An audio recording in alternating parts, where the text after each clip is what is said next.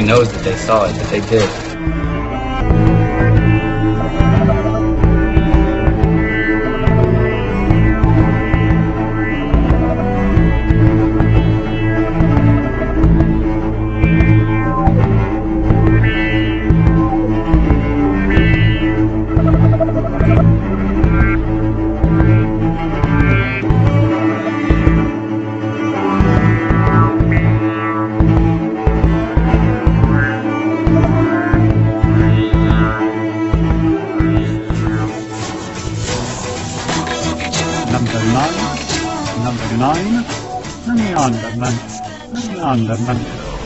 If people want to get a message to you and don't want you to have to think about it or have to make a decision on your own, to actually weigh pros and cons, the morality of something, the immorality of something, then probably subliminal program will come in extremely handy. People who want to go through their day without having to make those decisions, without wanting to worry about, am I doing the right thing, am I doing the wrong thing? Someone telling them what is right and wrong takes away a lot of the burden. It gives them, plenty of time to sit around and watch American Idol.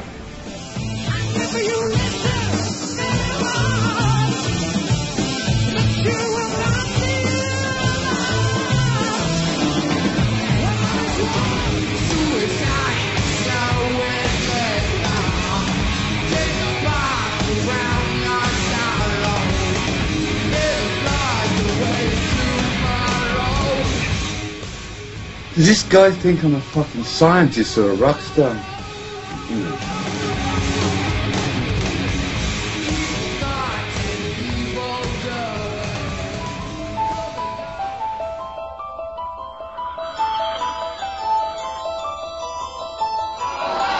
Underfoot serpents and scorpions to confront this dream.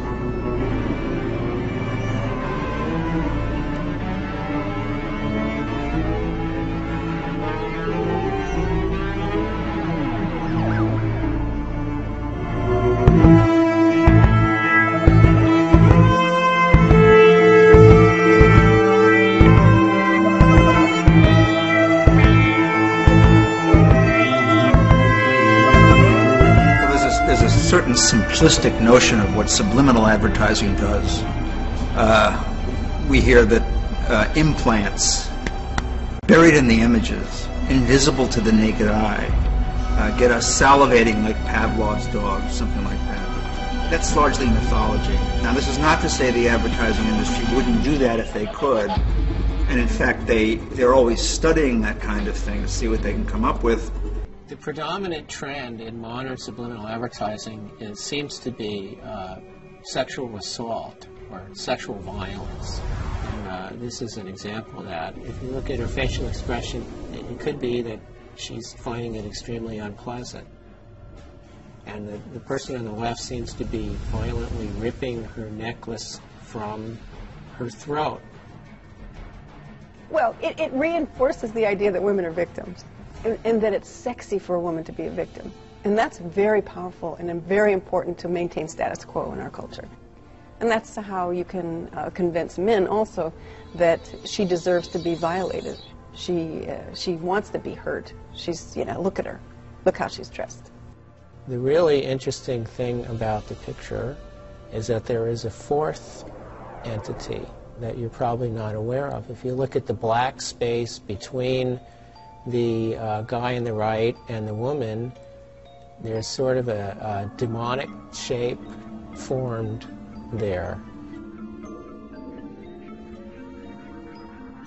It isn't that the cues, the stimulants, are invisible to the naked eye. They're entirely visible. It's just that we don't recognize them for what they are.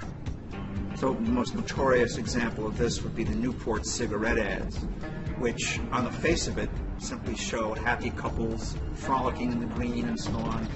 But you realize after a while, after you look closely, that these are really sort of sadomasochistic dramas, that either the man or the woman is in fatal control of the situation. So that would strike me as a good example of a subliminal pitch. It's all right there on the surface. You just don't know that the surface is, in fact, exactly what it is. Subliminals of various sorts, or subliminal cues, and communication on an unconscious level can be used to shift people's consciousness in various ways. The classic example is when we tell people, don't think of a blue monkey. Okay? What did you have to do to not think of a blue monkey? When you bring up a concept and then negate it, you actually have to think of the idea, right, and then cross it out, right? So when you use negatively phrased language, then what happens is that you actually get the people to do what you're saying don't. Okay. In New York State, the tobacco industry was required to create an anti-smoking campaign, and they put up these huge billboards all around that said, "Don't smoke, don't smoke, don't buy cigarettes all the time," kind of things. And and I'm sure they had people who were familiar with these language patterns working on this stuff to get to use this campaign to sell more cigarettes.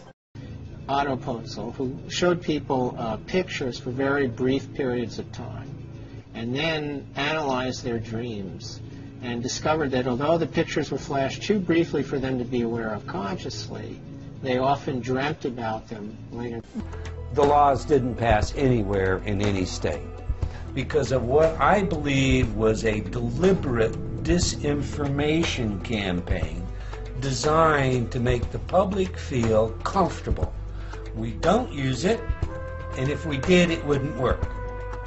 In front of you is a manual. This manual was sent to me and is a training manual of one of the largest advertising agencies on the planet. And this training manual, in a very sophisticated way, lays out several ad campaigns that have actually run. Major products, how they embedded both taboo imagery, devils and whatnot, and sexual imagery. So, not used, I know that is just flagrantly false. Advertisers just can't admit it. They're not going to say they embed, fallacies in cigarette ads. They just finished upgrading it from 48 antenna to 180. The thing about HAARP is an instrument designed to do exactly what Persinger was talking about. It's just this idea of modulating the ionosphere in a way that can be used for weapons applications. What are the effects of bouncing a wave like that off of the ionosphere, do you think? Probably very minimal. It probably goes up and mostly goes down. It's like punching the ionosphere, and every punch of high frequency causes the ionosphere to vibrate in harmony. That converts the ionosphere from direct current to alternating current, and then it behaves as a giant broadcast antenna, pumping the signal back to the Earth in the ELF range. According to the PSYOPS Mind War document mentioned earlier, the effects of ELF, or extremely low frequency waves on the human body, has been connected to both physiological disorders and emotional distortion. Infrasound vibration up to 20 Hz can subliminally influence brain activity, inclining an audience toward everything from alertness to passivity, and could be used in conjunction with media broadcasts as well. And you get what's called a frequency following response, an FFR in literature, or brain entrainment is often referred to it in that way. And this is where the brain actually locks onto these external signals, even these very, very subtle signals. It locks on and begins to mirror, and so the brain patterns fall into those patterns.